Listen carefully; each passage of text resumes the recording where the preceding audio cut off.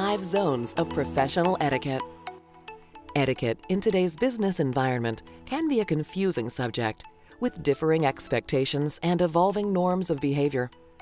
This video will help you make positive choices in 5 distinct areas: in the workplace, online, on the phone, in social settings, and while using mobile devices. You might be asking yourself if etiquette is worth your time and attention. After all, etiquette sounds a bit fussy, like which fork to use at the dinner table, and maybe even old-fashioned in today's fast-paced business world. However, professional etiquette is really just another way of saying respect, that you respect the people around you and respect the culture in which you work. Poor etiquette is a barrier to successful communication and can undermine business relationships. How others view you as a professional depends to a large degree on your attention to etiquette. No matter how talented or innovative you are, the impression you leave behind depends on how well you treat others. No one wants to work with rude or embarrassing people, and poor etiquette can destroy the morale of any workplace. Digital devices and constant connectivity can make matters worse by depersonalizing communication, so etiquette is more important than ever. If you work in a conventional office setting, you'll probably spend more time with your colleagues than you spend with friends and family. Here are a few key tips.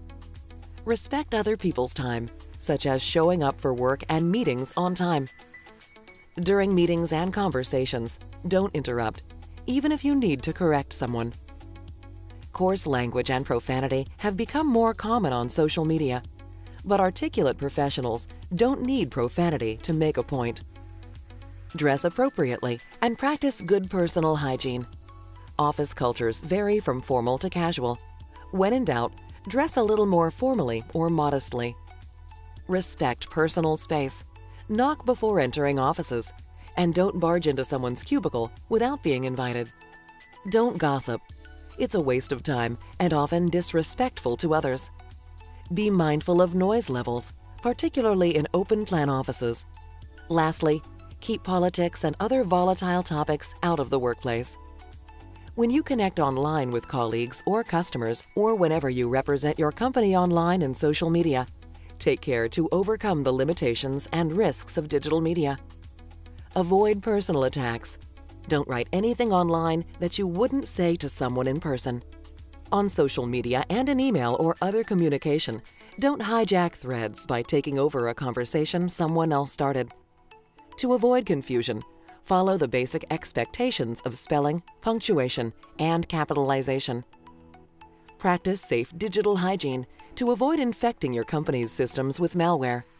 Keep virus protection and operating systems up to date, and don't click on suspicious links or open files from unknown senders. Don't share inappropriate material, whether it's jokes, photos, or anything else that doesn't belong in the workplace. And finally, remember that digital is forever. Anything you write or post can be sent far beyond your original audience and will likely be saved in an archive somewhere.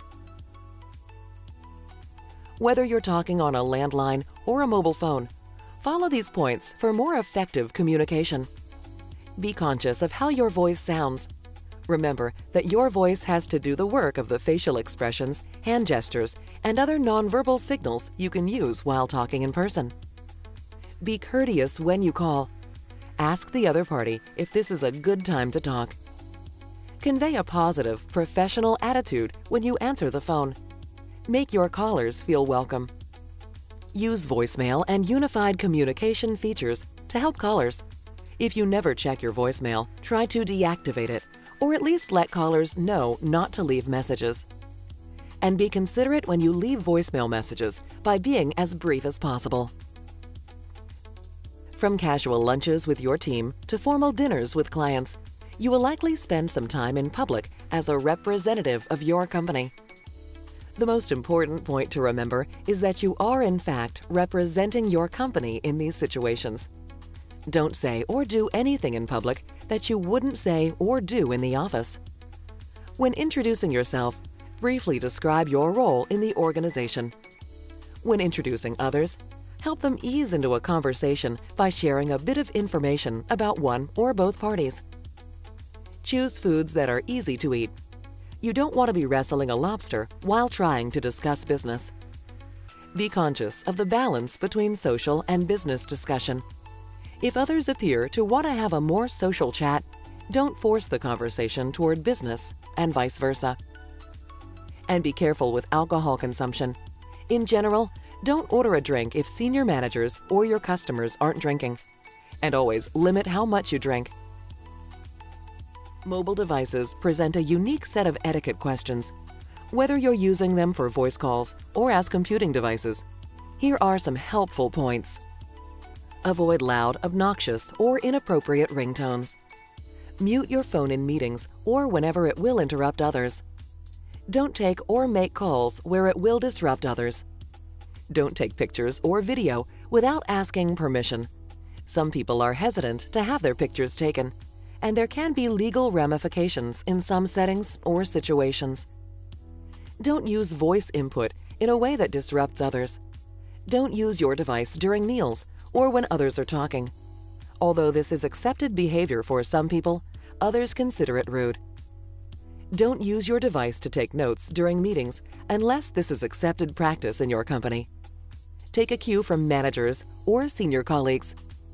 By following these simple guidelines, you can avoid the common blunders that create distractions and hinder working relationships. And remember, if you're not sure of the rules that might apply in any given situation, observe what others are doing and let respect be your guiding principle.